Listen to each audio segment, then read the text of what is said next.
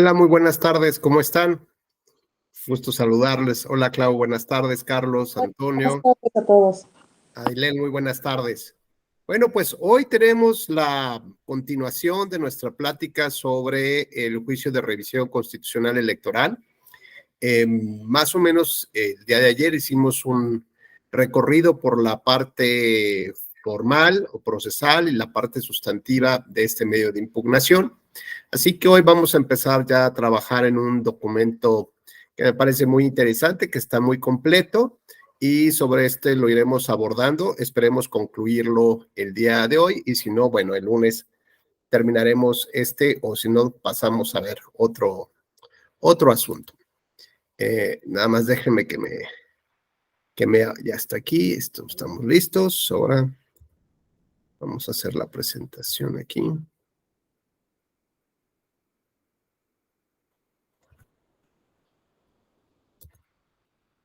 A ver, como que no se ve bien. Denme un segundito en lo que voy a volver a abrir el archivo, por favor.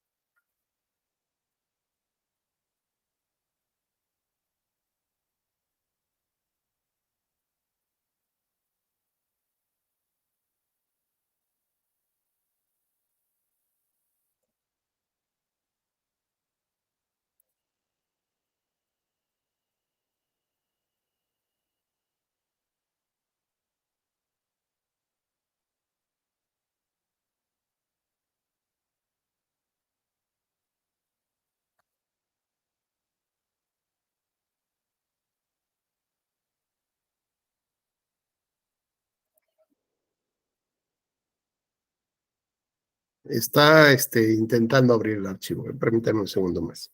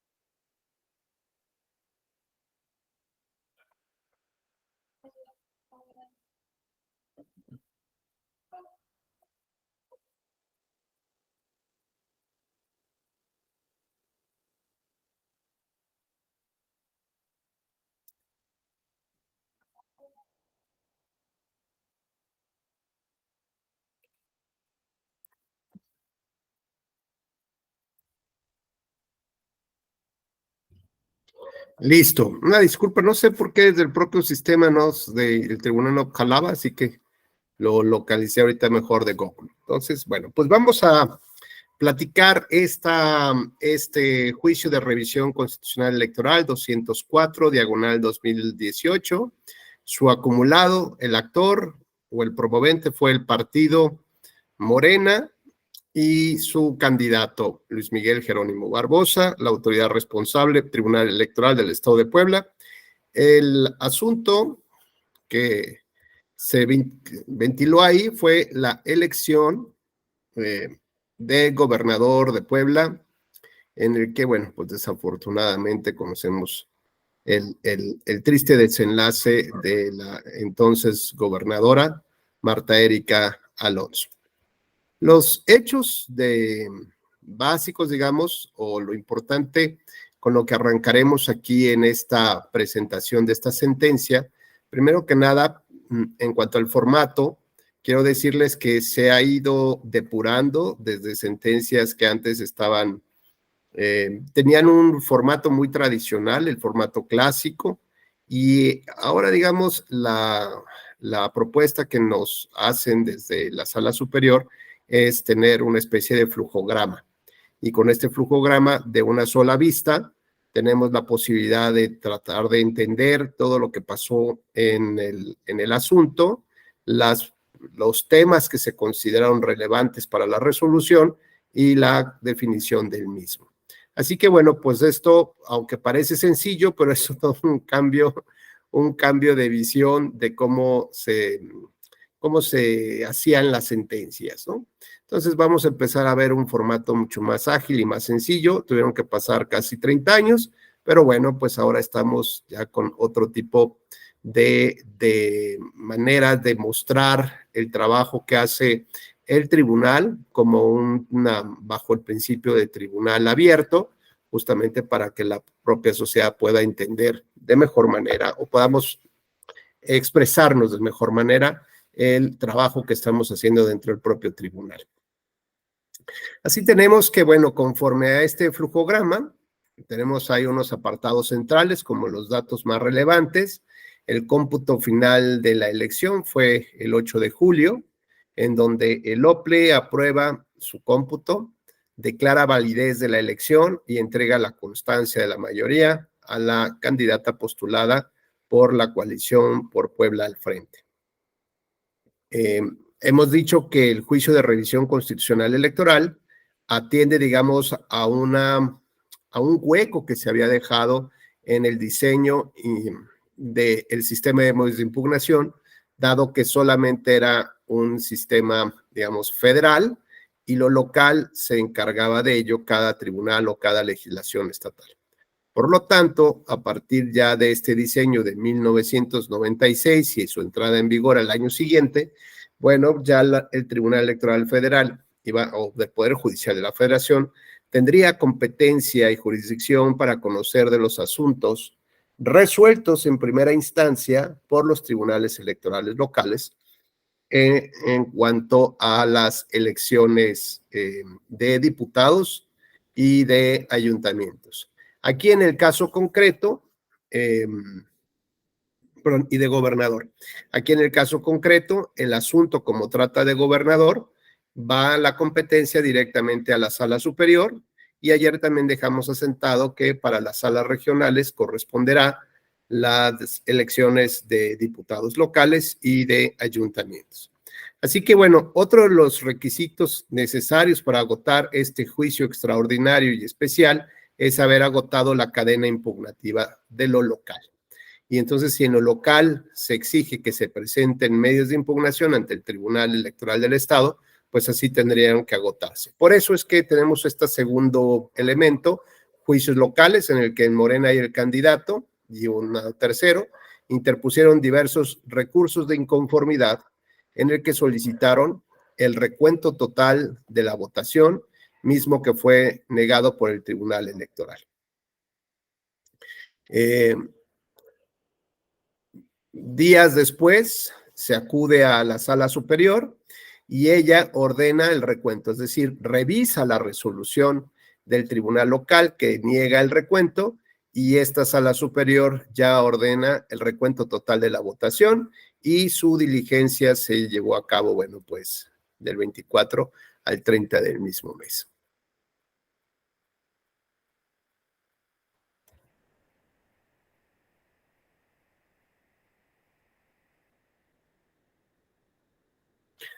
El recuento total dio el triunfo nuevamente a... perdón, ya me salí. Ay, qué bárbaro. Disculpen ustedes.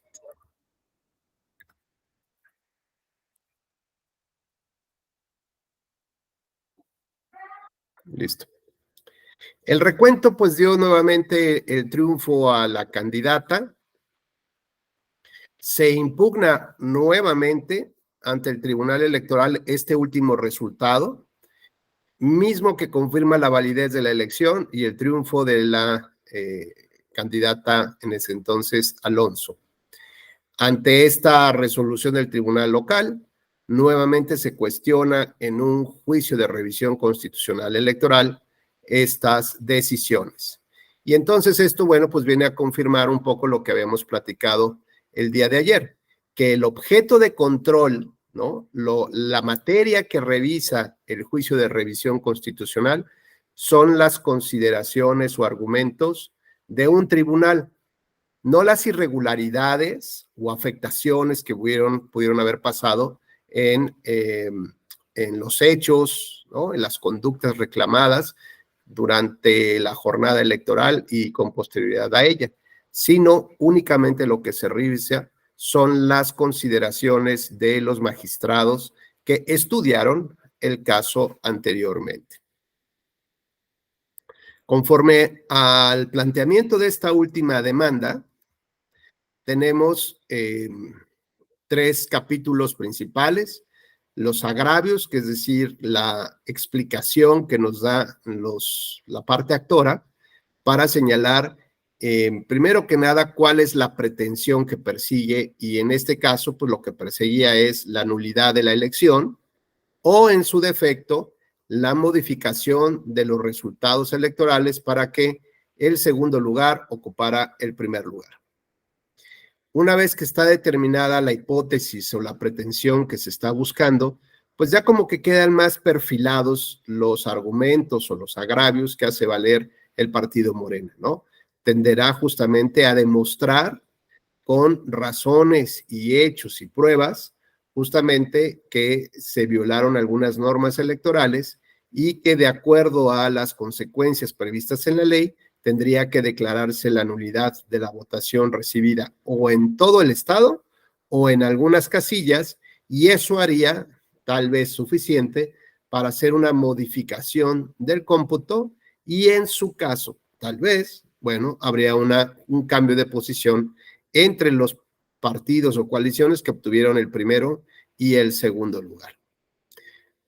Una vez que están expresados todos los agravios, el tribunal lo que tiene que hacer pues es una como síntesis, ¿no? Porque en muchas ocasiones viene expresada en la demanda, pues tomando en consideración que tienen poco tiempo los abogados para su presentación y juntar pruebas, muchas veces lo que hacen es copiar y pegar de otras demandas, con lo cual consideran que, o bueno, no sé, tal vez creo que puedan pensar que mientras más pesada o robusta sea la demanda, mejores consideraciones tendría, lo cual es un contrasentido, ¿no?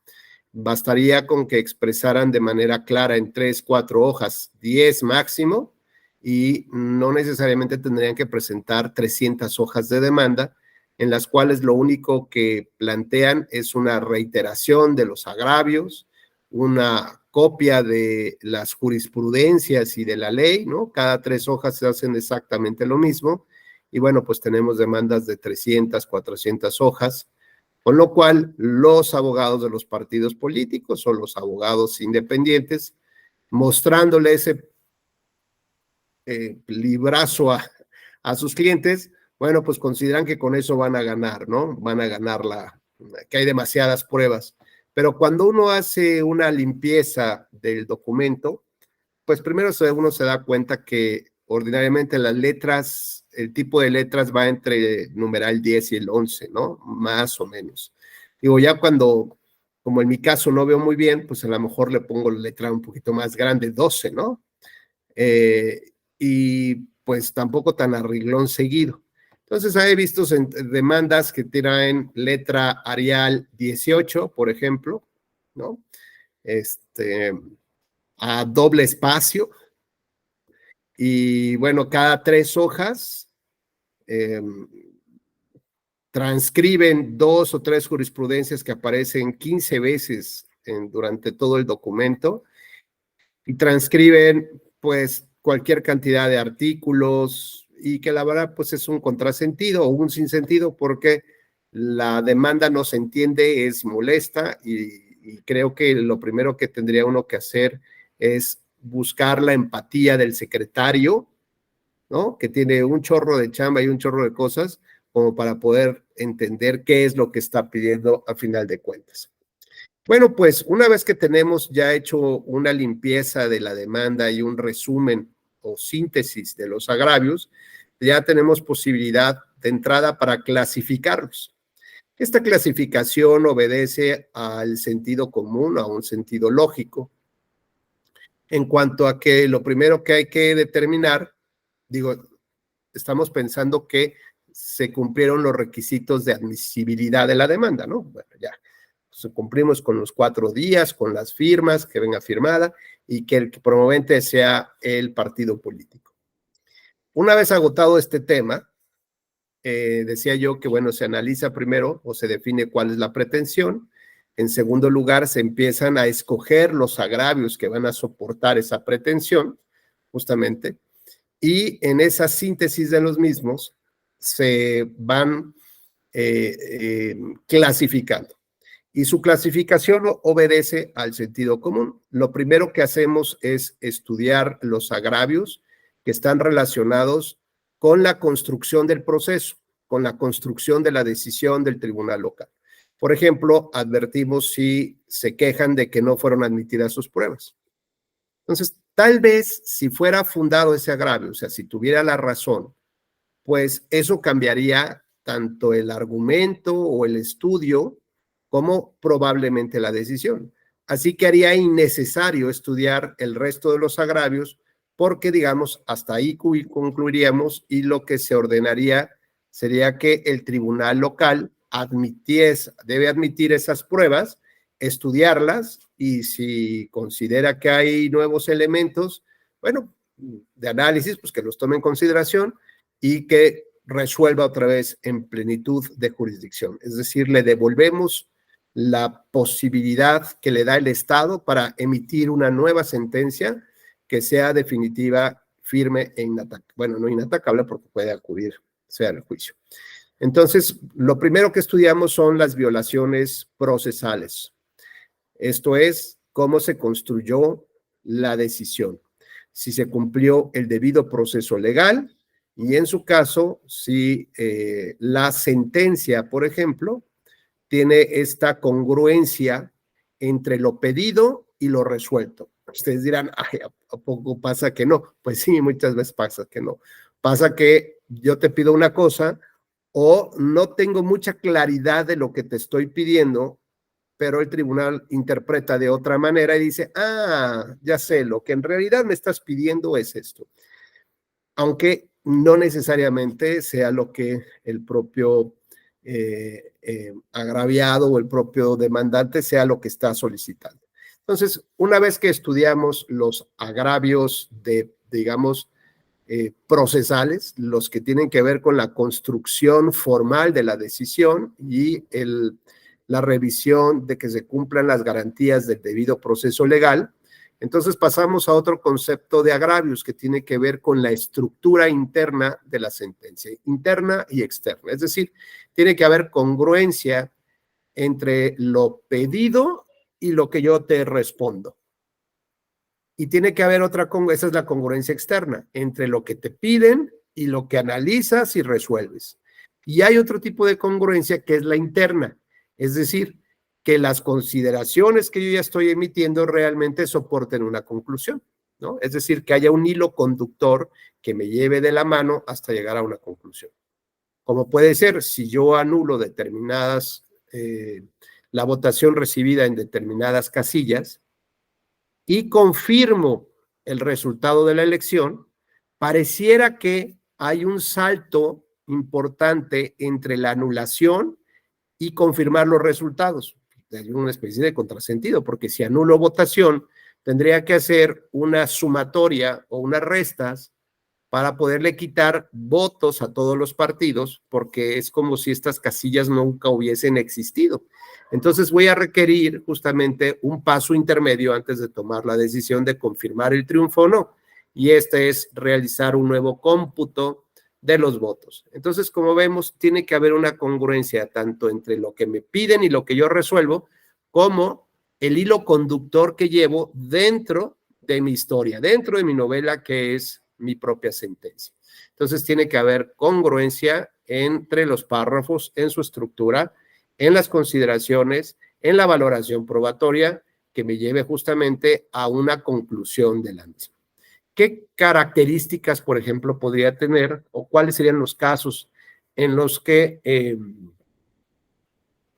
hay por ejemplo, una deficiente valoración probatoria, y de eso se queja el promovente?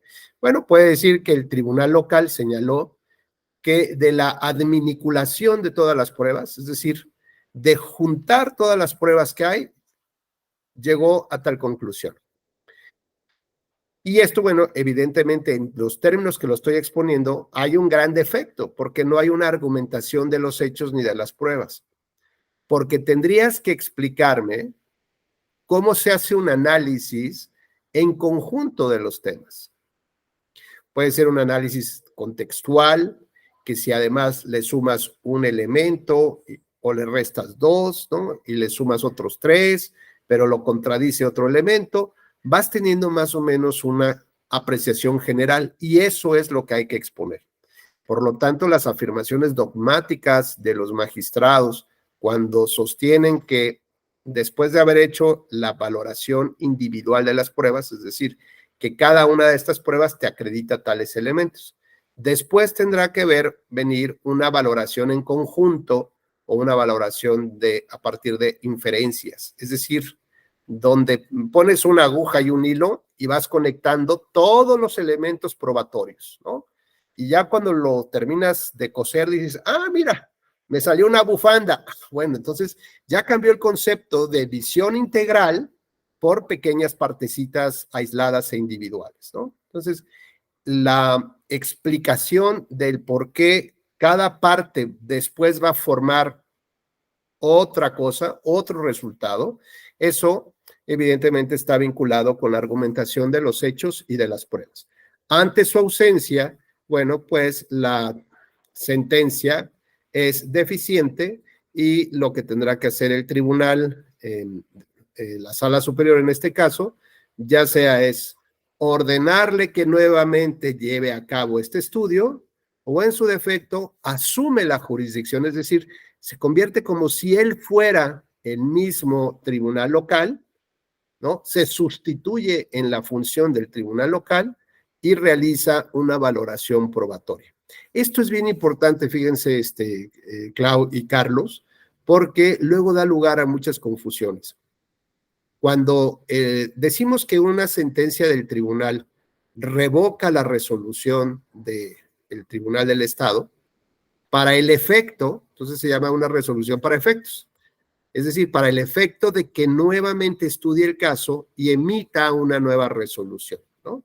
Entonces, si las determinaciones de los tribunales, de cualquier tribunal, solamente pueden ser una vez, o sea, se emiten solamente una vez, esto significa que jurídicamente estoy desapareciendo los efectos de esa sentencia anterior y le estoy regresándole el poder que tiene ese tribunal para poder llevar a cabo un nuevo estudio y emitir una nueva resolución como si fuera la primera vez, ¿no? Y hasta ahí terminaría, después podría impugnarse.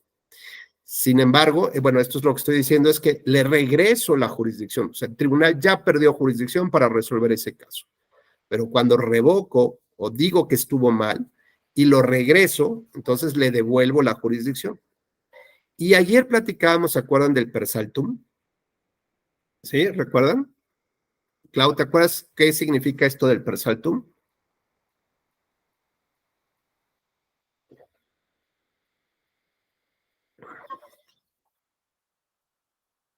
Es cuando, bueno, a lo que yo entendí, cuando se omite se me fue, doctor. No te preocupes. Mira, es como el caso de la familia. Siempre yo, acuérdate que todos mis ejemplos son muy sencillos. Tienes el caso de papá, mamá y el hijo o la hija, ¿no? Entonces, cuando el hijo quiere un permiso, se salta normalmente a alguien, ¿no? Puede ser a la mamá, y va directo con el papá. Esto es un salto de jurisdicción. Me salto a Claudia y voy con el papá para que él me dé el permiso, o viceversa, ¿no? Mejor no le platico a mi papá y voy directamente con quien sí me puede resolver el asunto, que es mi mamá, ¿no? Entonces, el salto de jurisdicción aquí es brincarnos al tribunal local por algunas consideraciones que justificarían eso y pedirle a la sala superior que resuelva el asunto. Puede ser porque ya no da tiempo que el tribunal local conozca del tema. Segundo, porque ha habido una tardanza injustificada en la resolución y el partido le solicita una excitativa de justicia, es decir, que el tribunal, digamos, la sala superior le ordene al tribunal local, oye, ya no te hagas guaje y resuélvelo.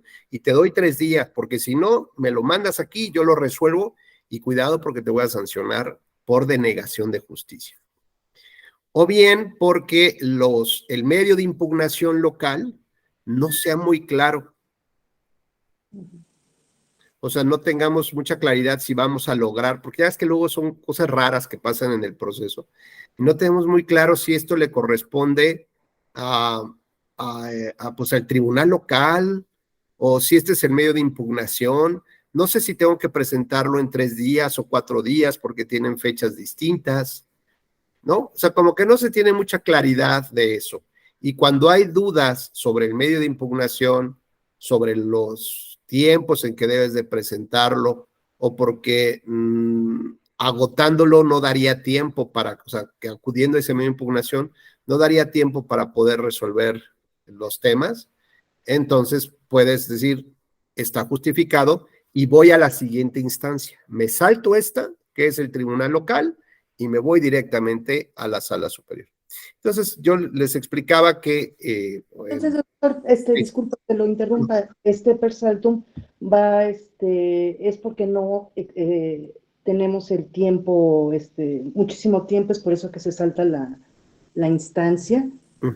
Es correcto. Por ejemplo, si fuera una elección de ayuntamiento, tengo que acudir primero al tribunal local, después a la sala regional y en su caso hasta la sala superior. Esa es, digamos, la cadena que tenemos que seguir. Si el tribunal local se tarda mucho en resolver o su ley le dice, mira, el cargo de ayuntamiento el ayuntamiento tiene que entrar en funciones el 1 de enero del año siguiente a la elección. Ok. Y yo, tribunal, tengo de plazo para resolver los asuntos de ayuntamientos el 28 de diciembre.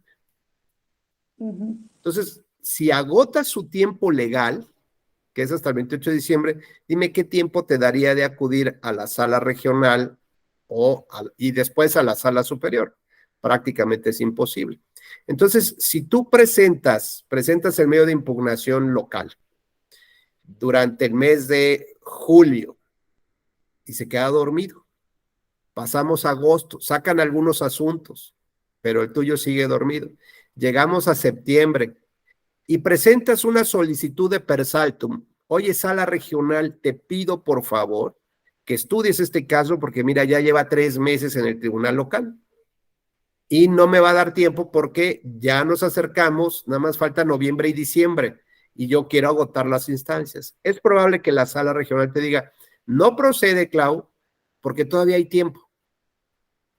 La pregunta que queríamos hacerle es, bueno, ¿y cuál es el tiempo donde ya no hay tiempo? ¿En qué momento ya consideras que ya no habría tiempo para estudiar este tipo de casos? Entonces, cuando la situación ya se torna asfixiante y muy evidente, por ejemplo, 7 días, por decirte algo, ¿no?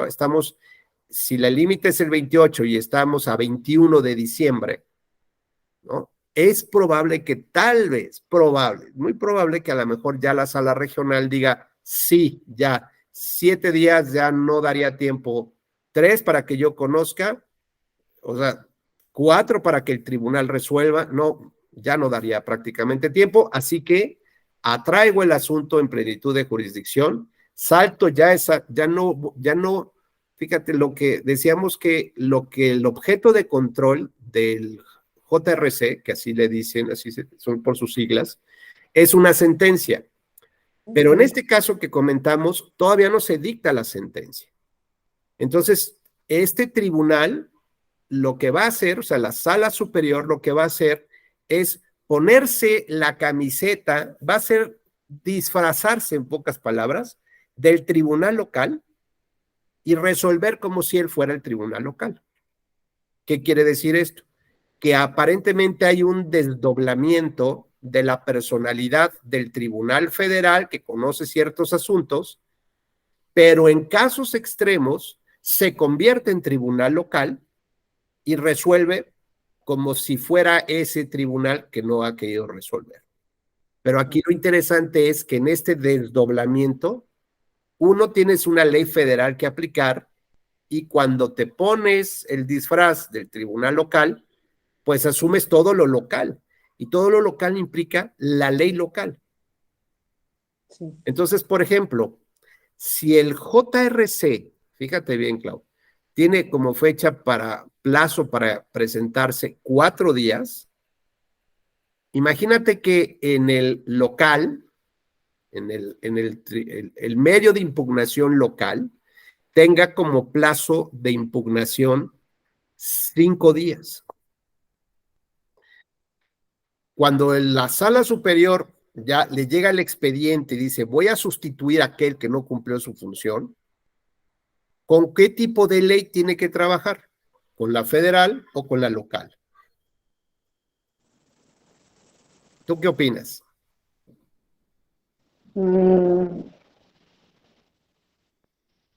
Pues si la sala superior lo acepta, se tiene que, por competencia, imagino, se debe de suplir a la sala regional, ¿no? Bueno, sería competencia local.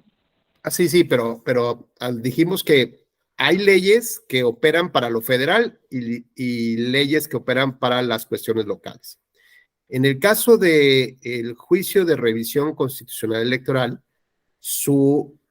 digamos, su regulación está en la ley federal, ¿de acuerdo?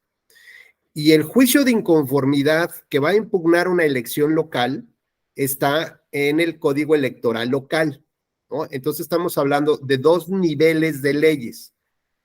La que le corresponde aplicar a la sala superior es la ley federal. La que le corresponde aplicar al tribunal local es la ley local, ¿no? Y así está funcionando. Cuando la sala superior asume la jurisdicción de por el per saltum, entonces tiene que asumirla con todos los derechos y con todas las obligaciones que le son conferidas a este tribunal local. Por lo tanto, lo que debe de aplicar es la ley local. ¿De acuerdo? Porque estoy sustituyéndome yo a esa persona o a esa institución. Y entonces es como si yo estuviera allá. Ya dejé de ser sala superior, ¿ok? Ahora estoy actuando en sustitución de una autoridad local. Y esa autoridad local tiene que cumplir con las reglas de la legislación local. Si en la legislación local se establece que el plazo para presentar la demanda en contra de los resultados electorales de la elección de gobernador son de 3 días, entonces tendría yo que aplicar esa ley a pesar de que el JRC me dice que son 4 días, porque yo no estoy actuando en un JRC, porque el JRC lo que hace es estudiar una sentencia, y como aquí no hay una sentencia y por eso acudimos al per saltum, el Tribunal Federal asume jurisdicción de tribunal local y conoce en primera instancia los hechos, no va a conocer ninguna sentencia. ¿Sí me explico? Entonces, esto es muy importante porque luego da lugar a muchas confusiones y se piensa que cuando se actúa como digamos, en esta sustitución de jurisdicción, entonces hay que utilizar la ley de medios de impugnación, sus pruebas, su valoración, y aquí no se trata de eso. ¿Por qué? Porque no estoy actuando como sala superior o como sala regional. Estoy actuando en funciones de un tribunal local que no ha resuelto un asunto. Entonces, cuando yo pido el salto de instancia, es precisamente para que se asuma esta jurisdicción que está pendiente, con todas las reglas del ordenamiento local y no del federal, ¿no? Luego, a veces esto se llega a confundir porque si la demanda se presentó digamos, al cuarto día, pensando que o sea, yo ya sé que voy a pedir el salto de instancia por alguna razón y presento mi demanda local en 4 días. Pero en esa demanda local, además le digo, oye, tribunal, como tú no vas a poderme resolver, de una vez envíale a la sala regional o a la superior esta petición de salto de instancia. Entonces, ok, bueno, pues ahora sí que yo solamente actúo como una oficina, como una oficialía, recibo y se lo mando a la superior o a la sala regional. Y le digo, oye, este cuate no quiere que estudie yo el caso y dice que va a saltar la instancia. Pues ahí tú resuélvelo, si vas a aceptar la instancia o no. Entonces la sala regional puede decir, sí, lo acepto por estas razones, la voy a aceptar, ¿no? Bueno, cuando analiza el asunto, insisto, lo tiene que hacer a la luz de las leyes locales. Si la ley local establece que el plazo para presentar la impugnación es de 3 días, pero el promovente se confía en que la sala regional va a asumir la jurisdicción y en la ley de medios se establecen 4 días y lo presenta hasta el cuarto día, ¿qué creen que va a pasar? Pues lo van a desechar. ¿Por qué? Porque la ley aplicable es la ley local, aunque quien esté conociendo es una autoridad federal. ¿De acuerdo? Bueno, entonces avanzamos y decíamos que en el análisis de los agravios, primero se estudia las deficiencias en cómo se construyó, o sea, cómo se fue construyendo la decisión, deficiencias formales o procesales. En segundo lugar, estudiamos la congruencia entre lo que piden y lo que resuelvo y la congruencia interna de lo que yo estoy resolviendo. Y en tercer lugar, ya se estudian los agravios del fondo, así se llama, es decir, del derecho que está comprometido y que tenemos que aclarar, que es lo que de fondo, lo que subyace, lo que realmente nos están pidiendo, si es que tienen derecho a tal cosa o no. Y entonces esta sería como esta clasificación de 3 elementos de estudio de los agravios. Después ya pasamos a la parte de las consideraciones del tribunal, o sea, ¿qué es lo que el tribunal empieza a resolver? Primero que nada, si tiene competencia para estudiar el caso. Segundo lugar, si tiene jurisdicción para estudiar el caso o para resolver el caso. Entonces aquí tenemos que hablar de lo que es la competencia y la jurisdicción. La jurisdicción es, como su propia definición en latín nos dice, es el jus dicere, es decir, la declaración del derecho, la imposición de una decisión judicial que te vincula o que vincula a las partes. ¿Y de dónde deriva esa fortaleza o esa fuerza que vincula en una decisión? Bueno, pues viene otorgada desde el propio Estado. Así que la jurisdicción implica la fuerza que tiene un tribunal para resolver un asunto y vincular a las partes. Y la competencia entonces dependerá de la naturaleza del acto o de la resolución que estoy impugnando. Por ejemplo, puedo tener jurisdicción, pero no puedo tener competencia. Por ejemplo, si ante la sala superior de primera mano se impugna la elección de Puebla, pues va a decir, sorry amigo, ¿no? O sea, sí puedo declarar el derecho, pero en este caso yo no soy competente porque el que le corresponde sería el tribunal local, ¿no? Entonces, sí tengo jurisdicción, más no tengo competencia. También hay competencia territorial. La Sala Regional Monterrey no podría, en principio, conocer de los asuntos de Veracruz, ¿no? Bueno, pues eso es un tema de competencial. Y hoy hay un tema que subieron a tweet bien interesante que tampoco le he dado, la verdad, seguimiento, pero nada más vi un par de notas que hablan de una controversia constitucional que está resolviendo la Suprema Corte de Justicia de la Nación respecto de la integración de el órgano de gobierno del Senado de la República.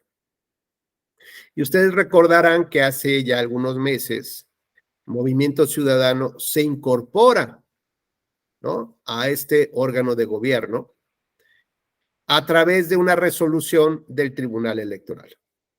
Con lo cual hubo muchas críticas porque se dijo que muy de la mano del derecho electoral se encuentra el derecho parlamentario. Y este derecho parlamentario, es decir, del derecho de la estructura interna de la Cámara de Diputados y de Senadores, del conjunto de costumbres, reglas, de cómo procesan sus temas en lo interno, pues eso le corresponde a esta rama del derecho, al derecho parlamentario y no al derecho electoral.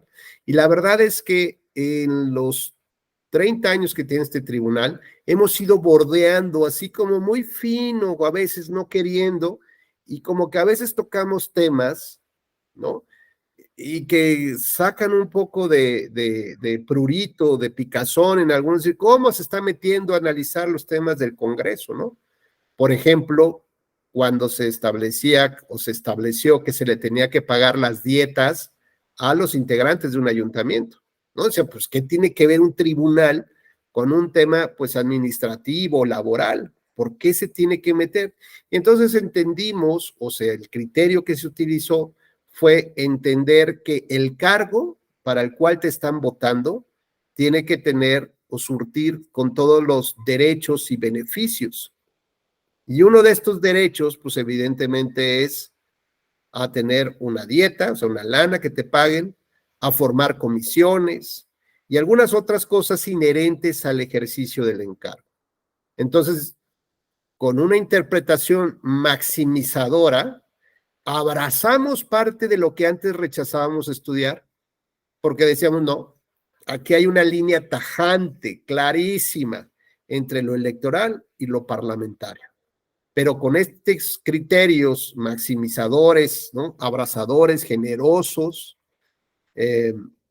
pues creo que hemos ido como bordeando sobre estos límites confusos o grises entre lo que es el derecho electoral y el derecho parlamentario. Sobre todo en épocas anteriores, cuando tampoco había mucha claridad cuáles eran los alcances, ¿no?, las fronteras del territorio de lo electoral y dónde empezaban las fronteras del territorio del parlamentario. Y entonces el asunto relevante que estaban platicando hoy en Twitter es que en una controversia que va a resolver la Suprema Corte de Justicia, puede estudiar o podría estudiar una resolución definitiva, firme e inatacable de la Sala Superior, que permitió que MC entrara o formara parte de este órgano de gobierno. Y luego no solamente fue MC, sino fue el grupo plural independiente de senadores, ¿se acuerdan? Bueno, pues estos temas que son así como bisagras, ¿no?, porque o lo abres todo o no, pues son fronteras con líneas muy difusas. Y entonces lo que se comentaba hoy, decía yo en las redes sociales, es que podría darse el primer caso en el que la Corte resuelve un tema que ya fue resuelto por el tribunal. Con esto podríamos abrir una puerta muy extraña, pero a la vez muy interesante, de saber qué tipo de resoluciones de la sala superior ya no son definitivas y pueden ser atacables mediante las controversias constitucionales. Sí, Carlos, por favor, adelante. Muchas gracias, doctor Rubén. Buenas tardes a Buenas todas y a tardes. todos. Bien, bien. Pues este tema que abordas es ahora sí que muy polémico, doctor.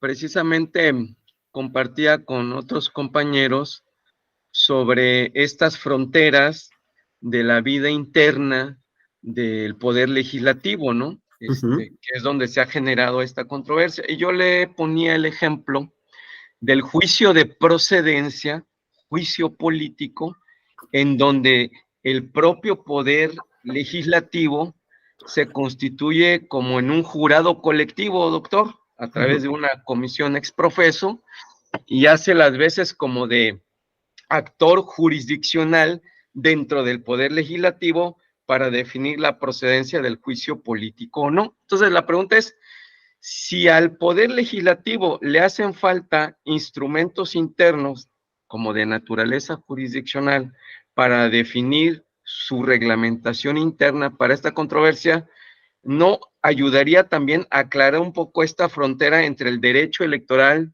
y el derecho parlamentario, precisamente a raíz de esto que se ha generado, doctor? Es cuanto mi pregunta, gracias. Gracias, Carlos. Pues la verdad es que es muy, muy interesante. Te digo, primero porque, bueno, yo ni siquiera sabía que existía el derecho electoral, con eso te digo todo. O sea, cuando yo entré a lo electoral, no sabía que existía un derecho electoral.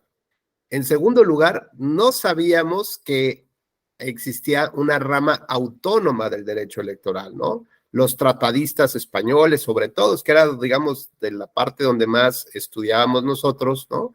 O procesalistas argentinos y esto, pues nos decían que en todo caso provenía del derecho administrativo. Entonces era una subrama del derecho administrativo, con lo cual, pues se concentraba digamos, los actos de las elecciones justamente tenían un reduccionismo a lo administrativo nada más, ¿no? Sin ver todo un mayor campo, como lo vemos hoy, de derechos humanos incluso, ¿no? Después surgió esta idea de lo del derecho parlamentario.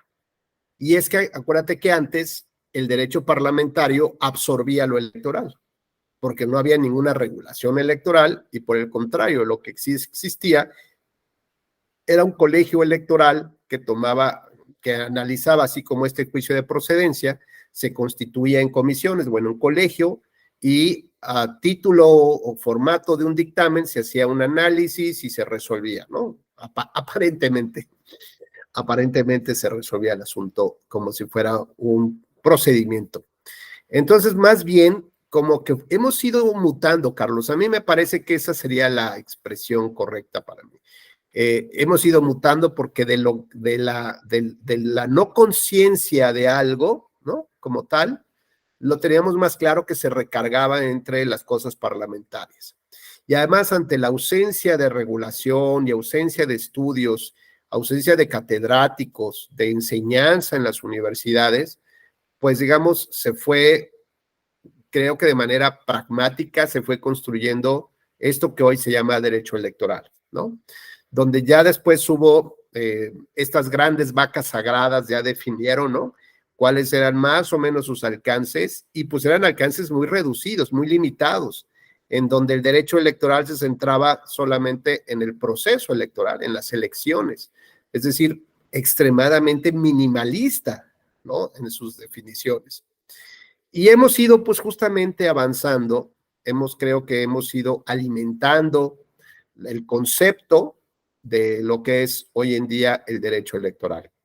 Pero creo que el parlamentario se ha detenido un poco. Creo que no ha habido como este interés también por la academia y su evolución constante. Aquí la gran ventaja es que tenemos digamos, actores políticos muy activos, muy intensos además, ¿no?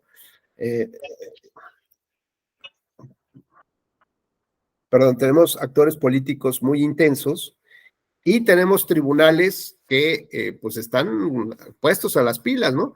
Entonces, con lo cual, pues hay una retroalimentación constante, permanente, también desde el punto de vista que el tribunal o los tribunales electorales no tienen rezagos, y entonces esto permite sacar los asuntos y no aguantarlos 3, 4, 5 años, ¿no? Hasta que haya cambio de integrantes.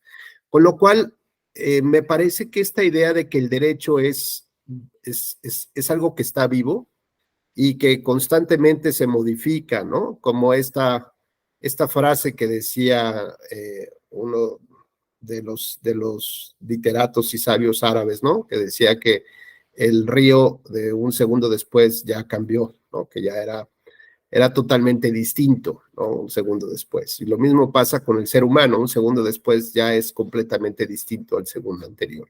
Entonces creo que esta materia viva de la cual se nutre como una especie de oasis, ¿no? Que fluye la fuente inmediata todo el tiempo, es correcto, nadie sabe, es en el mismo río, fluye esta fuente, ¿no? Este oasis es agua viva permanente, ¿no? Constantemente. Entonces creo que así pasa un poco con el tema del derecho electoral, que hoy tiene demasiadas aristas, ¿no? Yo cuando iba a suponer que iba a haber temas de fideicomiso, ¿no? Y efectivamente lo estudié en el caso Amigos de Fox. Cuando iba a estudiar ingeniería financiera, y también lo estudié en ese caso. Cuando íbamos a estudiar derechos de los niños, y los hemos visto, los derechos de las mujeres, los derechos de militantes, que antes estaba cerrada la puerta para que pudieran acudir a analizarse las cuestiones internas, ¿no? Cuando íbamos a suponer que las personas con alguna incapacidad o de género pudieran tener un derecho sustantivo propio, ¿no? Como los migrantes, los desplazados, los afros. Pues era un tema que no estaba involucrado exactamente en lo electoral, ¿no? Entonces, me parece que esto ha sido, pues, grandioso, ¿no? Muy intenso, pero al mismo tiempo tiene que haber una gran responsabilidad para poder delimitar justamente, ¿no? O sea, no exagerar, pues, no extender demasiado tampoco los límites, sin tener la claridad de dónde empieza el otro, ¿no? El otro derecho. Y digamos que ahorita lo electoral es mayoría y el parlamentario es minoría, entonces las mayorías no deben abusar de las minorías, ¿no? Como tal. Bueno, no sé, algo así. Pero bueno, será muy interesante ver cuál será la determinación de la Suprema Corte.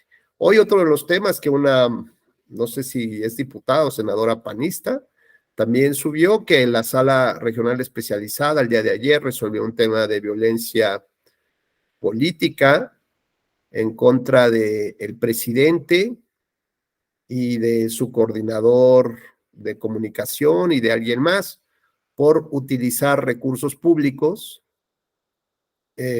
medios de comunicación, y todo el aparato público justamente para denostar a otros partidos, solicitar que no se vote por la oposición, al hablar de su famoso plan C. ¿Te acuerdas, Clau? Este plan C que dice, vamos a ganar todas por todas, ¿no? Y vamos a ganar el Congreso de manera absoluta, y entonces para que eso surja, no puedes votar por nosotros.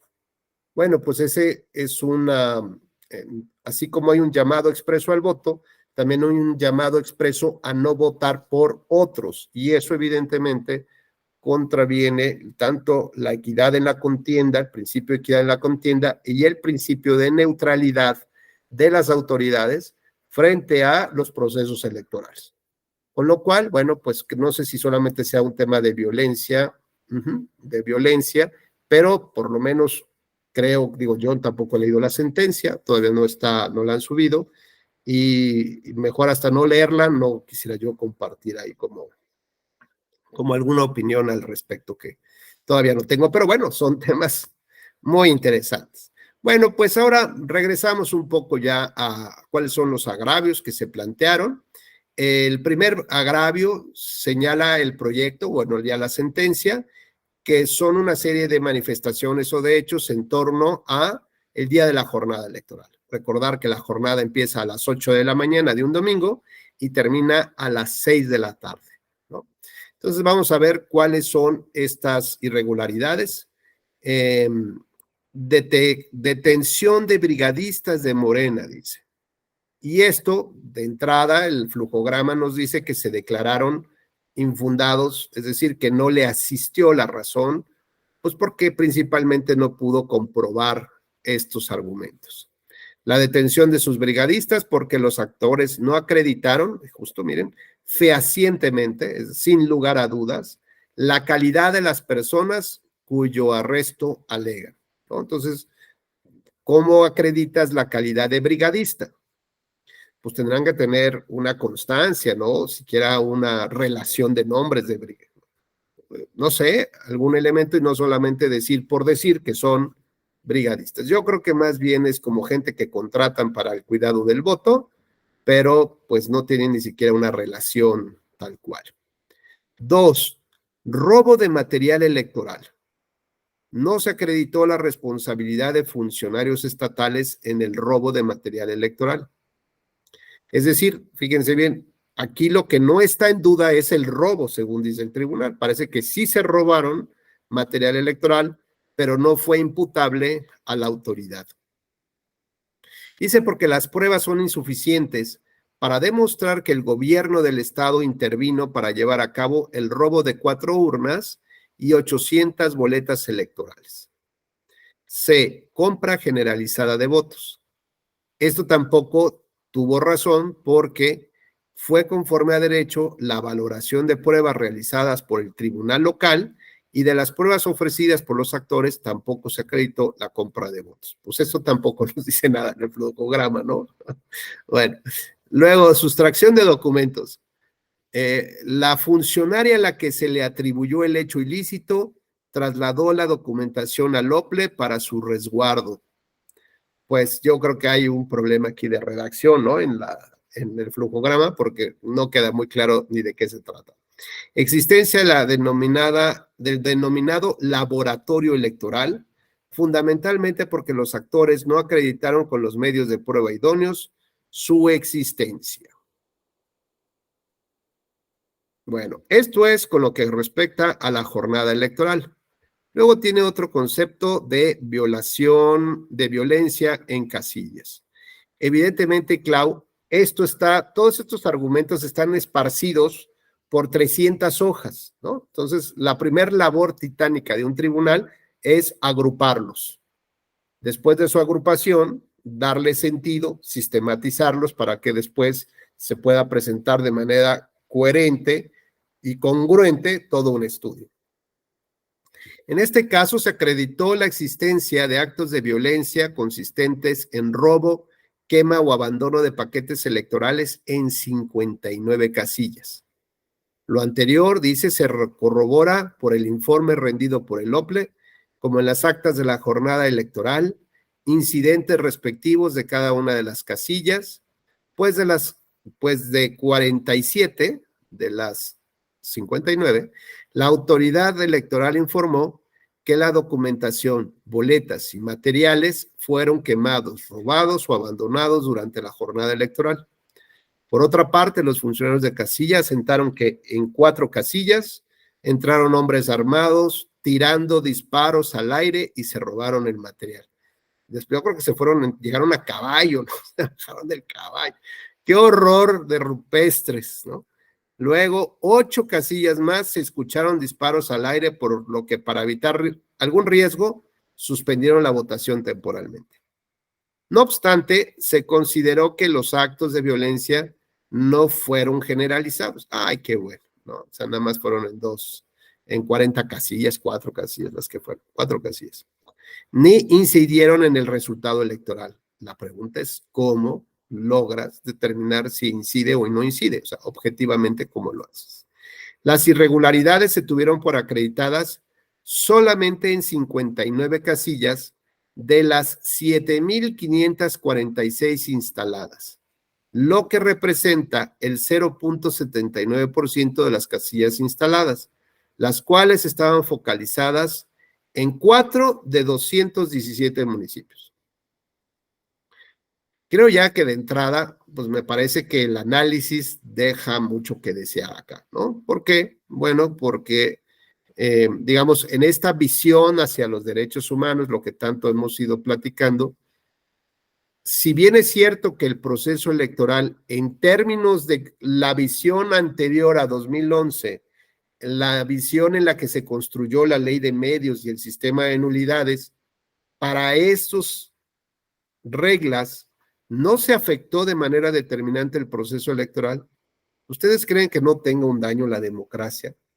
Si dices, no pasa nada, hombre, ¿cuántos muertitos tuvimos? Pues no pasa nada. Oye, pero te das cuenta que ahora estamos viviendo con miedo cuando tú permites que haya en 4 municipios de un estado de 217, no importa. En la democracia no debe haber este tipo de violencia. No son precondiciones. Y lo que vas a hacer es que, ya ves, no anularon, Carlos, yo te lo dije. ¿Por qué no echamos tiros al aire tú y yo? Pues ¿con cuántos sí haría suficiente para anular una elección? ¿El 2%? ¿El 3%? ¿Con cuánto te gusta, Clau? ¿Cuánto crees que, o sea, es como subasta, quién da más? ¿Con un 10% ya consideramos que se debe anular? ¿Ya influye un 20%? No, bueno, cuando dices el 80%, pues ya está como que muy claro, ¿no? Pero ¿cuál es el parámetro razonable, ¿no? En el test de razonabilidad, decir, porque 4 son poquitas, o sea, perdóname, es que eso no debe de pasar y eso es un daño a la democracia. Y en el siguiente proceso electoral va a haber más delincuencia organizada, al punto que llegamos al caso Michoacán, donde el propio magistrado de la Mata decía en una conferencia, ¿no? Decía, tienes el elefante adentro de tu sala y te tapas los ojos creyendo que con eso desaparece. Pues más o menos pasa con la violencia en Michoacán. Creemos que si nos tapamos los ojos no va a haber violencia. No, se cometió violencia, se probó la violencia, se probó la intervención del crimen organizado y se validaron las elecciones. ¿Cómo defendemos este argumento ante la Convención Americana de Derechos Humanos? O sea, si la democracia representativa la pudiéramos materializar, la colgaron de una cuerda, se formaron todos, ¿no? Los de Puebla, los de Michoacán, los de Quintana Roo, y en una fila pasaron a pegarle con el palo como si fuera piñata.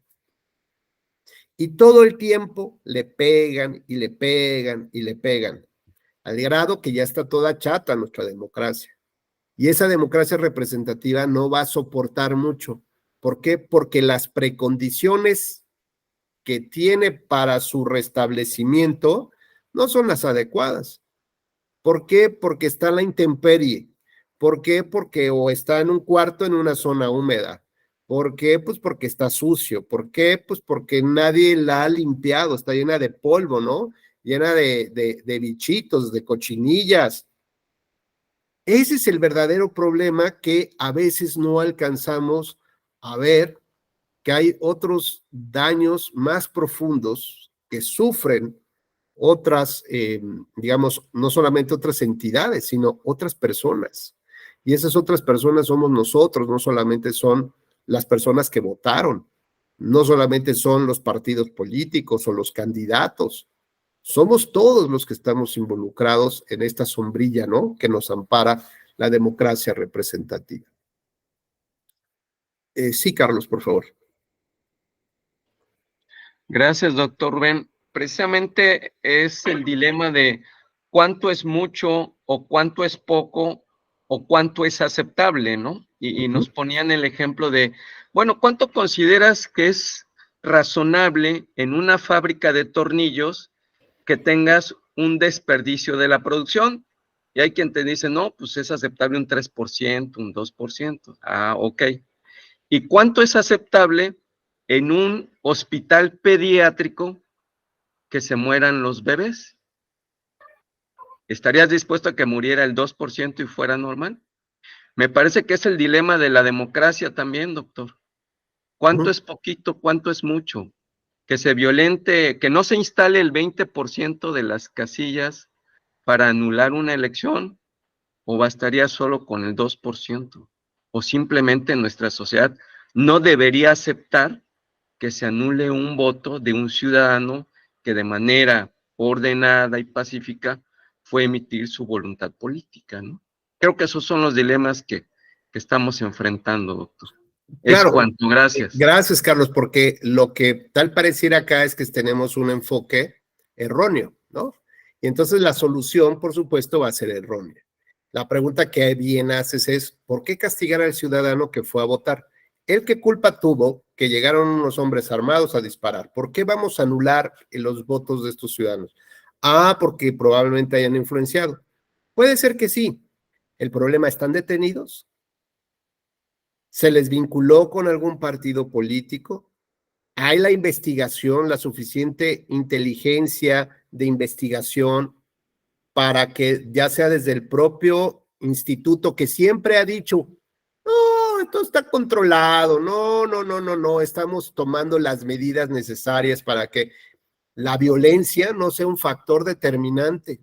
Perdón, yo no veo, yo cada vez veo más violencia en las elecciones y yo no encuentro una sola actuación del instituto. Digo, no sé cómo lo trabaja, ¿no? Subrepticiamente, tal vez no tiene por qué enterarme a mí, ¿verdad? Ni mucho menos, pero como que debería de tener una correlación con las autoridades, ¿no?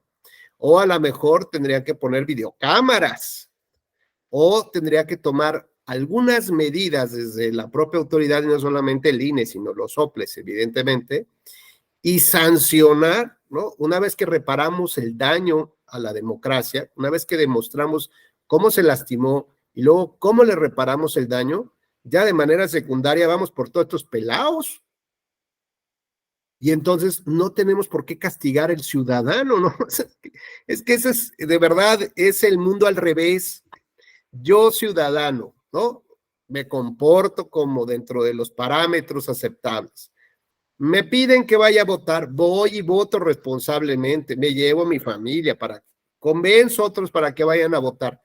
Y de regreso me entero que anularon la votación. ¿Por qué? Pues porque llegaron los pandilleros de enfrente, reventaron la casilla y ¿qué? ¿Y quiénes son los sancionados? ¿Ellos o yo? Yo, ¿por qué? Porque a mí anulan mi voto. ¿Y a ellos qué les hicieron? Absolutamente nada. Y como no les hacen nada, entonces, o bien la siguiente vez que voy a votar lo pienso yo 2 veces, porque ya me va a dar miedo que estos revoltosos vuelvan a hacer lo mismo y no les pase nada. Y los revoltosos saben que no les hicieron nada, así que vamos con más fuerza, con más intención y a lo que estemos dispuestos. Total, si la sentencia nos dice que solamente fueron, no sé, a lo mejor de 217 municipios y de 15 millones de personas, pues nada más mataron a 10,000, ¿no? Secuestraron a 200, pues, ¿no? El número pesa, ¿no? O sea, es una vergüenza decir esto, perdón que lo diga con mucho respeto, pero es una vergüenza. No podemos tener determinaciones de esta naturaleza, ¿no? Como bien dices, Carlos, bueno, pues, ¿cuánto es lo aceptable tener de bebés muertos, ¿no? O de mujeres que se nos mueren dando a luz al bebé. Está en tu parámetro. ¿Cuál es ese parámetro razonable? Ah, pues vamos a ver si internacionalmente, ¿no? Sí, claro, ¿con quién te vas a comparar? No, pues me comparo con los tops. Pues a ver, yo no sé si eso sea, o sea, si eso es admisible, porque para compararte con ellos tiene que haber precondiciones necesarias para poder llegar a poderte comparar con algún grupo determinado. Si no, pues vas a comparar peras con manzanas y así las cosas no funcionan. Bueno, pues digamos, es uno de los ejemplos de la visión tradicionalista antes del 2011, aunque estamos en el 2018. Ha costado trabajo, por supuesto, romper no solamente la visión, sino cortar el cordón umbilical de las reglas y las leyes, que entiendo que es muy difícil porque es con lo que debe de actuar el tribunal. Pero también se los decía yo el otro día, creo que a ustedes con el tema del recurso de apelación, o ayer lo platicábamos, no me acuerdo, cuando de 2001 a 2005, 2006, el tribunal tuvo que echar mano de otras herramientas argumentativas y de interpretación para medianamente resolver, ¿no?, con cierta congruencia las deficiencias que tenían las leyes electorales. Porque la Corte había impedido que el tribunal hiciera análisis de constitucionalidad. A pesar de 4 jurisprudencias encima de nosotros, se encontró el mecanismo. Igual puede ser con excesos, puede ser muy criticado, pero encontró la manera de reordenar las cosas, o sea, las normas jurídicas. De nada servía, creo yo, insisto, yo pienso ahora, inaplicarles una norma por ser contraria a la Constitución. Pues, ¿por qué no mejor reconducir la norma hacia donde realmente debiera de ser? Y esta interpretación conforme con la Constitución, que fue esta herramienta de la cual echó mano el tribunal, pues durante estos 4 o 5 años permitió darle mayor regularidad. Yo no sé si, digo, la verdad es que últimamente no tengo mucho tiempo, bueno, nunca, pero bueno, trataré ya ahora que esté más calvito, que ya tenga más tiempo, que algún día me retire, voy a tratar de hacer un análisis de lo que sucedió en esos 4 o 5 años. Me parece que es bueno para una tesis, no solamente por la parte de la violación flagrante que cometió la Suprema Corte, sino, digamos, habrá sido mejor. O sea, es decir, el colocarnos contra las cuerdas al tribunal, eso hizo que se despertara una mayor empatía por la regularidad constitucional de las normas, y tal vez hubo un mayor ejercicio de interpretación en esas épocas, que si en su caso hubiéramos mantenido este ritmo de análisis de, pues es inconstitucional y la inaplico. Es inconstitucional y la inaplico porque su inaplicación trae otras consecuencias prácticas. No puedes quitar algo de la mesa y se acabó, ¿no? Tienes que poner algo en ese lugar.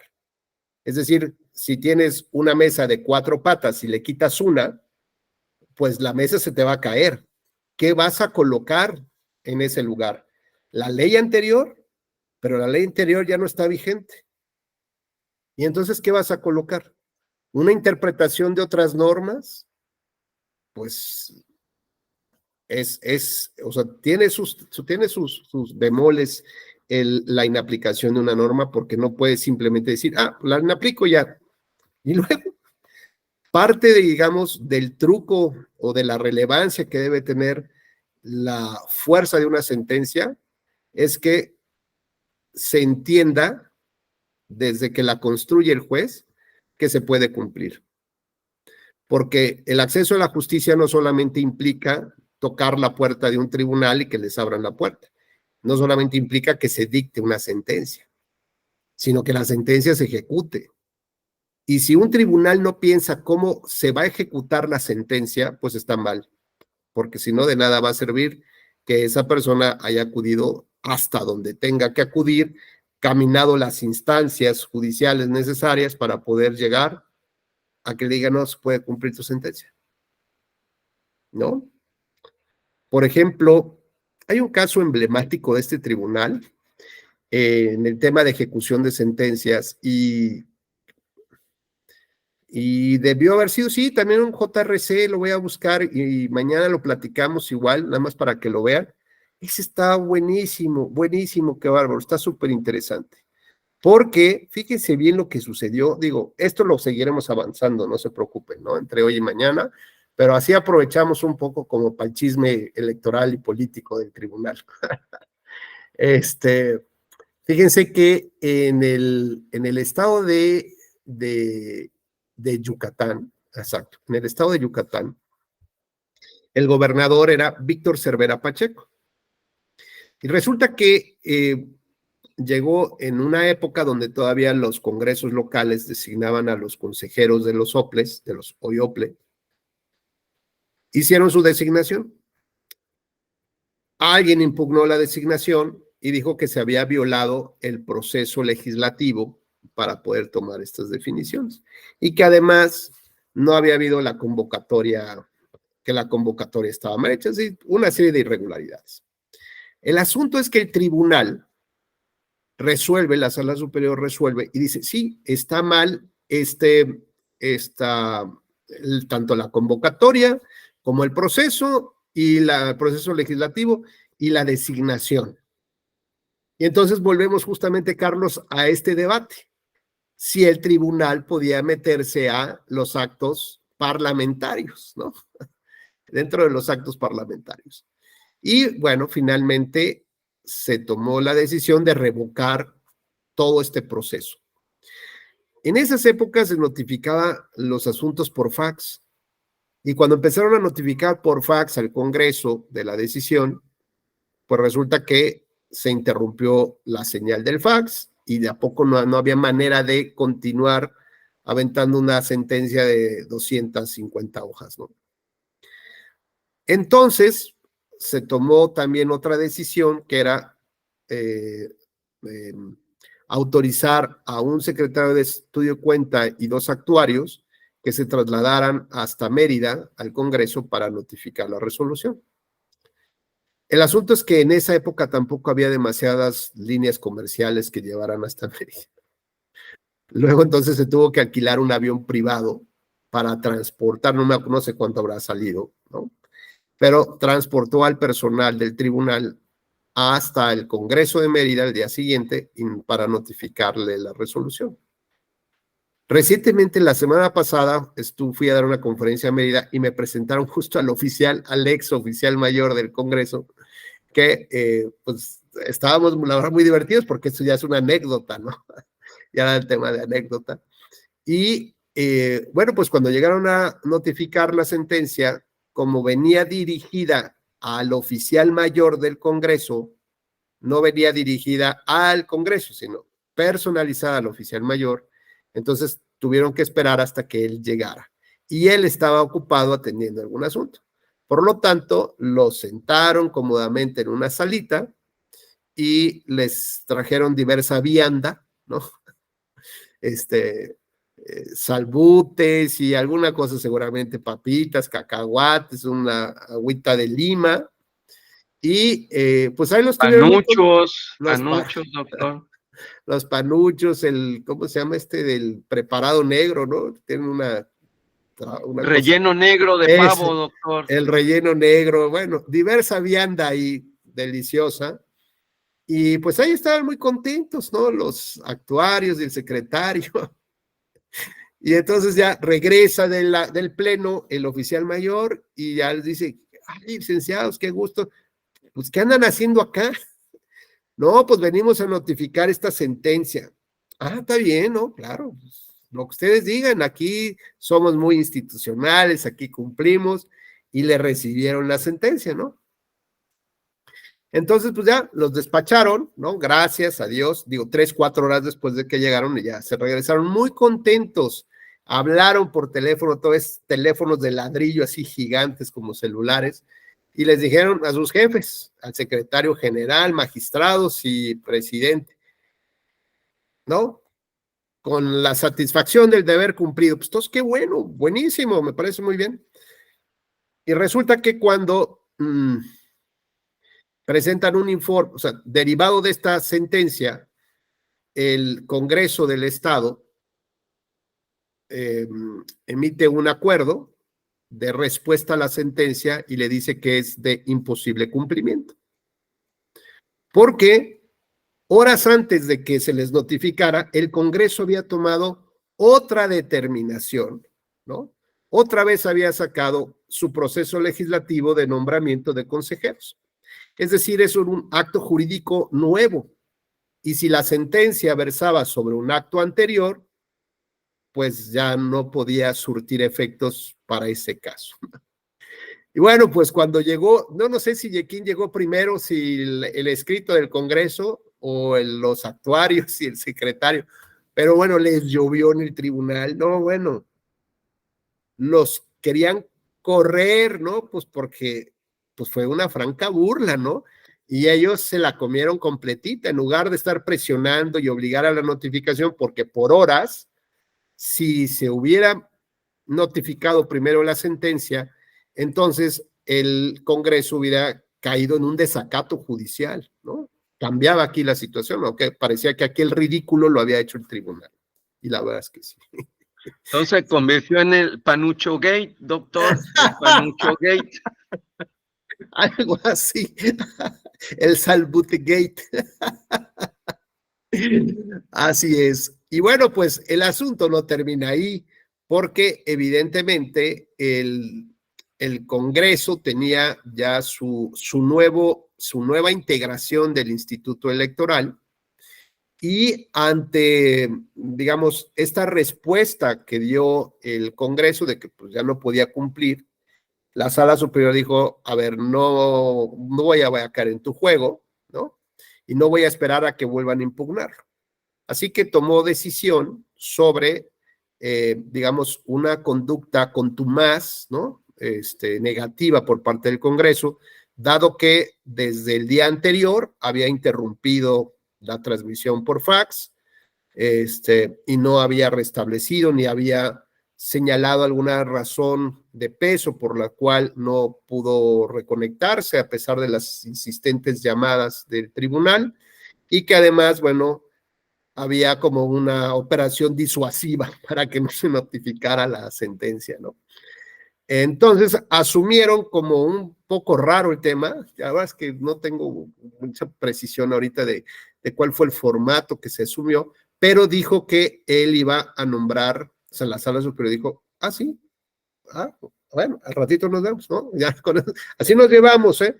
Y entonces designó la Sala Superior a quienes deberían de integrar el Instituto Electoral. Entonces había una determinación válida por parte del Congreso, solo para el Congreso, y una determinación de la Sala Superior con otra integración del OPLE o del Instituto Electoral. O sea, había dobles consejeros.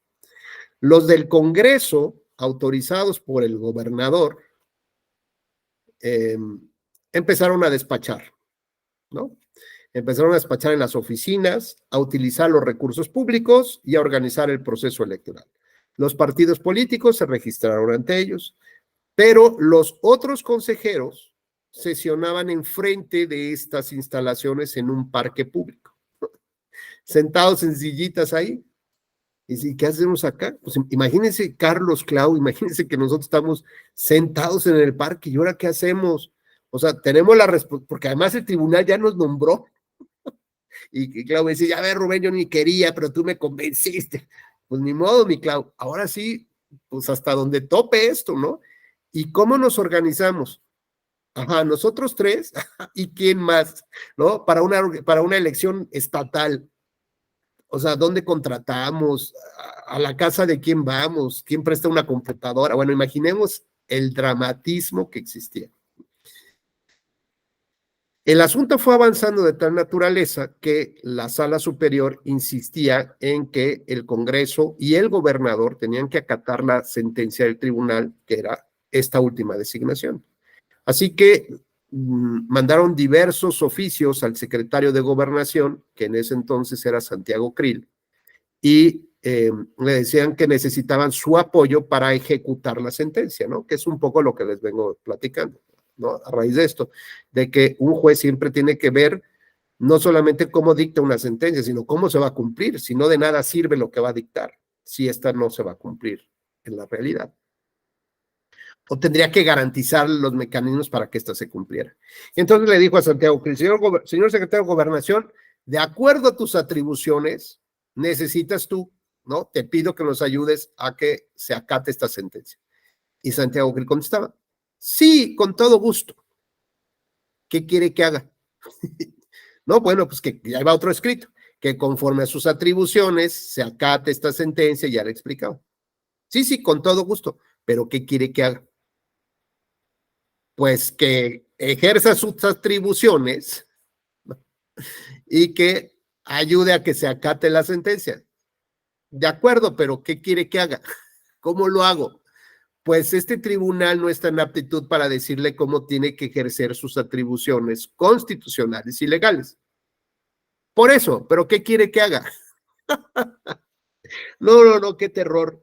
Yo no sé si, lo voy a buscar, lo voy a subir a Twitter nada más a ver si, nada más, digo, no es que me caiga tan bien ni mal, pero, no, la tibieza, qué fuerte. Bueno, el asunto es, sí, Carlos, adelante. Y gracias. Fíjate que, digo, también conozco mucho de lo que ha sucedido en Yucatán por diversas razones. Y fíjate que esa práctica se ha mantenido, no creas que ha cambiado, doctor. Ok. Me lo platicaba uno de los magistrados del Tribunal Electoral de Yucatán, del TEI, así como a este órgano de consejeros electorales locales, se le aplicaron a los magistrados porque había una diferencia política entre gobierno priista y panista. Entonces, ¿qué pasó con los 3 integrantes del Tribunal Electoral del Estado de Yucatán? Pues los dejaron sin presupuesto, doctor. O sea, inclusive me decía el magistrado presidente, para efectos de la policía, o sea, de resguardar la seguridad del propio tribunal, la policía estatal no le proveía ese servicio. Entonces tuvo que auxiliar de la policía municipal para subsanar esa deficiencia. Y lo mismo te digo con el presupuesto para pagar las nóminas, la instalación física, les quitaron la instalación que estaba definida para el tribunal. Y eso, mi estimado doctor, te estoy hablando del año 2018, doctor. O sea que no ha cambiado mucho. Es cuanto, gracias. Gracias, Carlos. Sí, bueno, pues también otros de los que vivieron épocas dramáticas fue el Tribunal de Querétaro, donde, porque incluso ellos sí plantearon diversos medios de impugnación ante la Sala Superior y creo que ante la Suprema Corte, pero la verdad es que sí han padecido, entiendo muy bien, los tribunales, porque no solamente es el tema del sometimiento por el nombramiento, ¿no? Y si ahora ya los gobernadores y los diputados locales, de manera directa, ojo, de manera directa, no tienen esa injerencia sobre el nombramiento, yo que he participado en diversas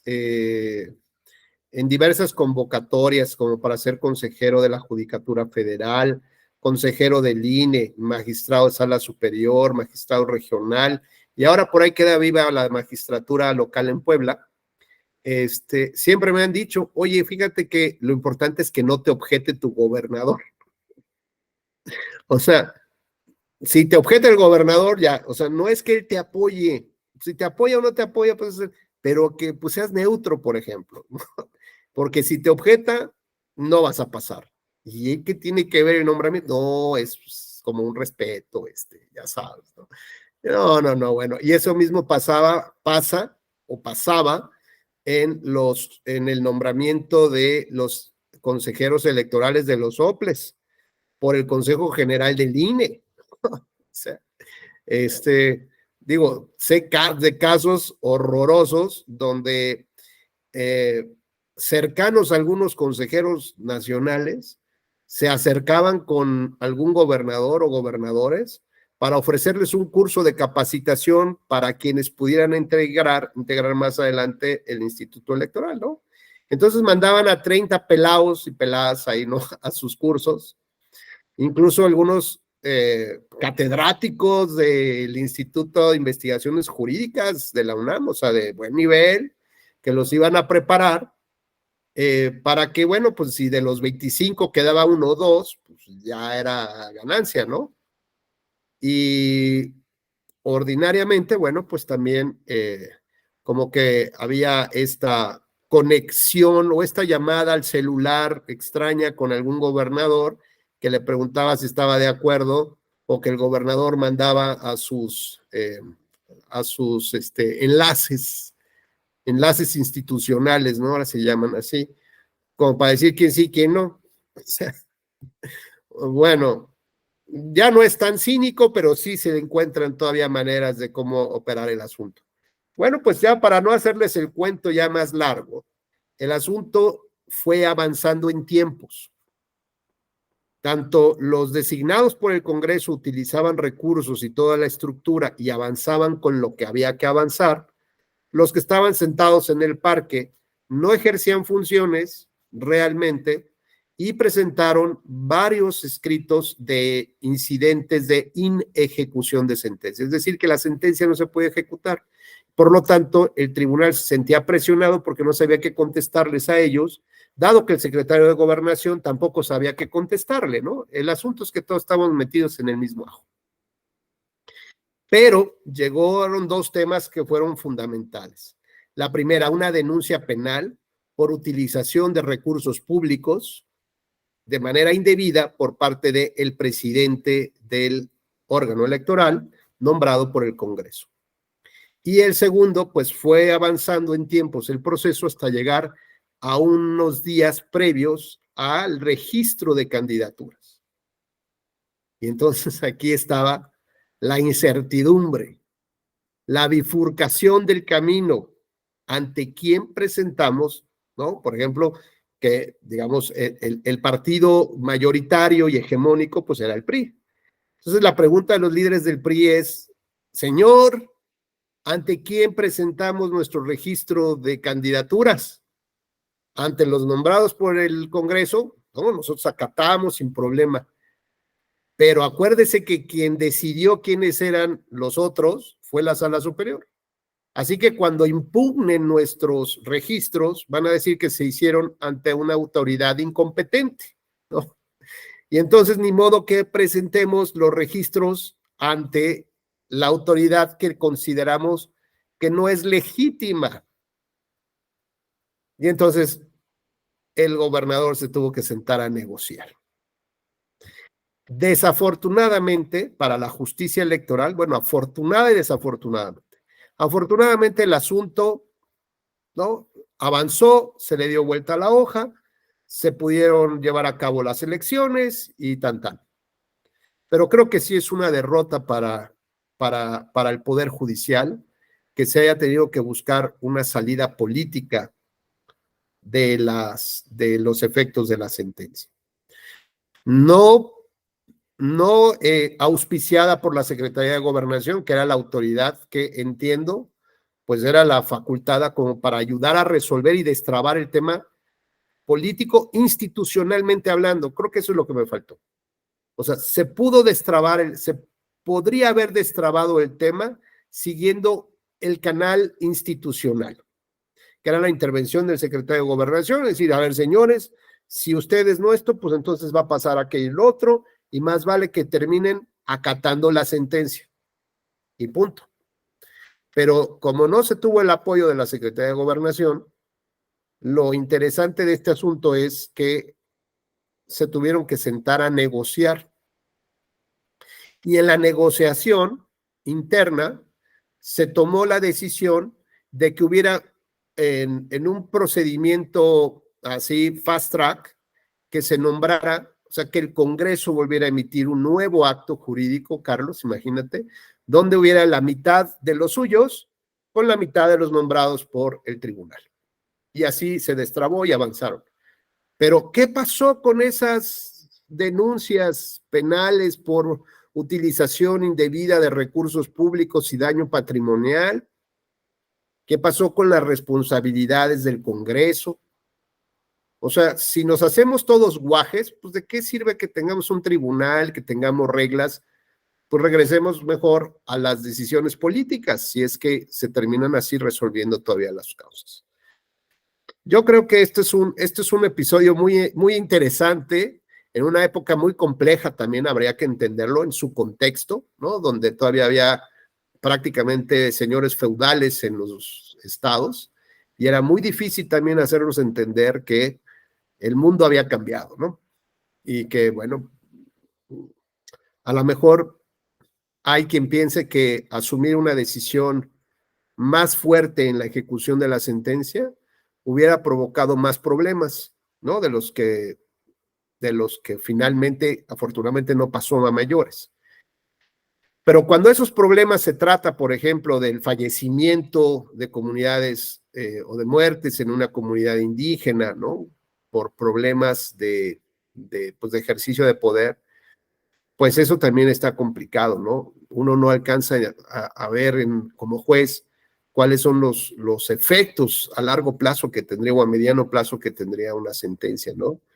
Y bueno, como sucedió en el caso, no me acuerdo si fue Chenalón, cuál fue, pero derivado de la sentencia del tribunal en la que acreditó que una mujer era la encargada de llevar la organización de la comunidad y como autoridad principal, bueno, hubo una serie de movimientos de insurrecciones y bueno, hubo un pleito y hubo muertos y, ¿no?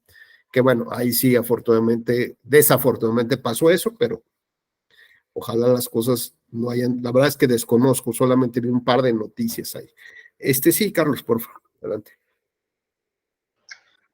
Sí, para complementar el curioso caso Yucatán, que efectivamente, fíjate que ese nos marca el fin de una era, doctor, compañera y compañeros, de los cacicazgos del sistema autoritario tricolor, porque hay que recordar que el señor Víctor Cervera Pacheco fue 2 veces gobernador de Yucatán, doctor, que no se nos olvide eso.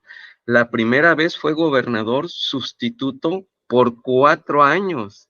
Y en una interpretación de esas medias macabras que hacen del texto constitucional, se postuló para un siguiente periodo para gobernador constitucional de 6 años. O sea, fue 10 años gobernador, doctor. Fíjate.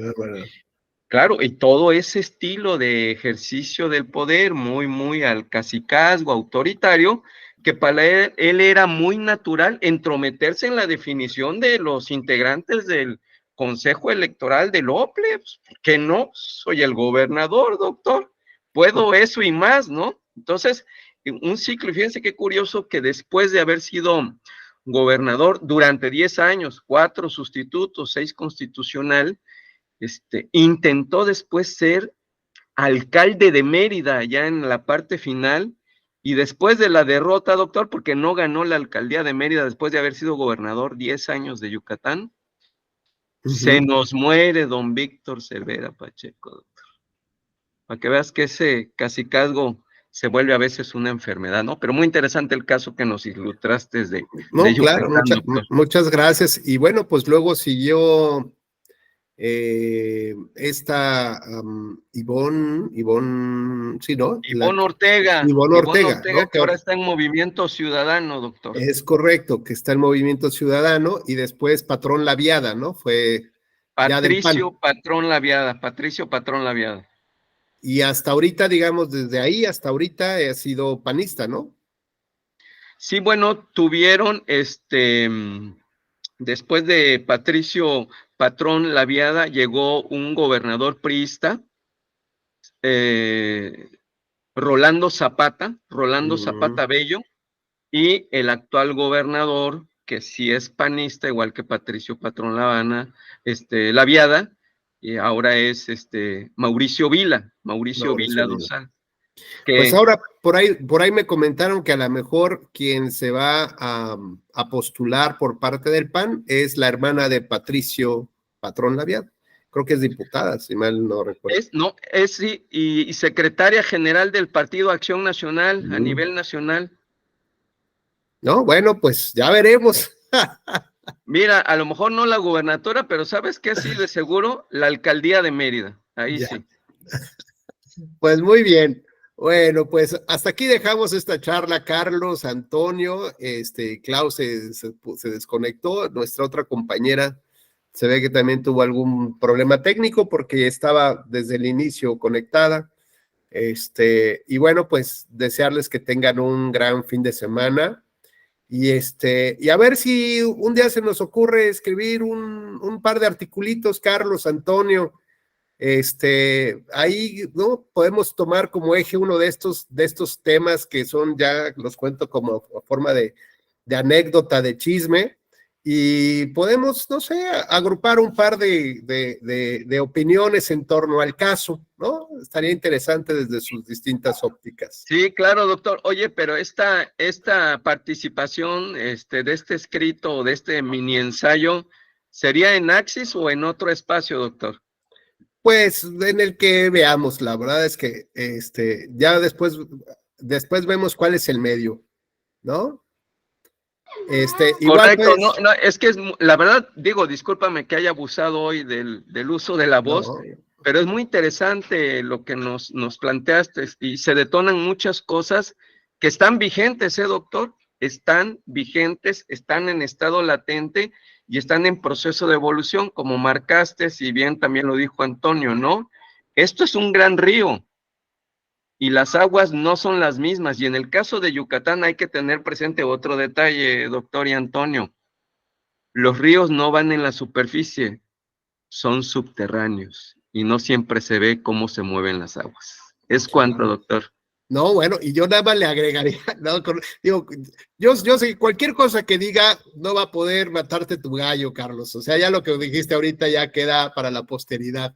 Pero nada más permítanme poner un entrecorchetes, nada más para una parte contextual. En esas épocas se hablaba todavía de la separación de Yucatán, ¿no? La idea de la separación de Yucatán del país.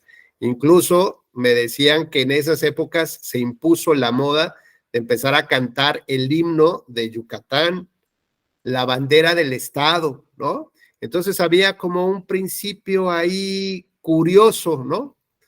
Curioso de separatista, ¿no? De De hecho, autonómico. la bandera de Yucatán se hizo una gran producción de banderas que hasta el día de hoy, doctor, sigue ondeando la bandera de Yucatán, aparte de la bandera nacional, en restaurantes, en plazas comerciales, en hoteles, y muchos de los funcionarios ya es que traen sus camisas institucionales, ¿no? Secretaría de Gobierno, Sí. Y al costado viene la bandera, en los funcionarios estatales, viene la bandera del estado de Yucatán, que son qué bárbaro, qué chulada. hasta el día de hoy, doctor, hasta el día de hoy.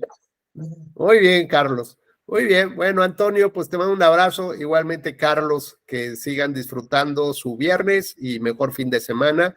Y el lunes terminamos esta charla del JRC. ¿Va? Muchas gracias, doctor. Buen fin de contrario. semana. Saludos, Antonio, y a la Escuela Judicial Electoral. Hasta la próxima. Hasta la próxima. Gracias, Carlos. Gracias, Carito. Muy buenas tardes. Buenas tardes a todos.